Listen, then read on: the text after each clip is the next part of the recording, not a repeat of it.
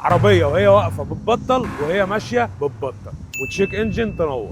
ظاهريا دي اعراض حساس الكرنك. وعلى الجهاز برضو طالع حساس كرنك. غير الحساس وامسح العطل يرجع تاني.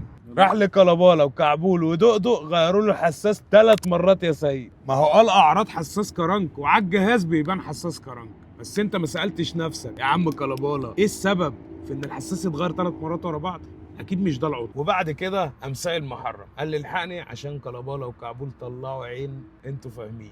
بعته لواحد من اكتر الناس اللي فاهمه في العربيه دي، لقى ان الفرع اللي طالع لحساس الكرنك من الضفيره سايح منين؟ مش شكمان. شايفك اللي هتقول لي ايه علاقه الفيشه الحساس بالشكمان؟ لا، اللي طالع للفيشه، الفيشه ثابته وبيركب فيها الفيشه بتاعت الحساس وبتلوك عادي ما فيهاش اي مشكله. فانا هنا بقول لك ايه، لما تروح لحد بعطل لازم تروح لحد فاهم وعارف مراحل الفحص كويس جدا. ولو ما تعرفش انت بس هتسال محرم. وخليك فاكر الفحص السريع والمبدئي للاعطال بيكلف ويغرم اكتر بكتير من اللي المفروض تدفعه.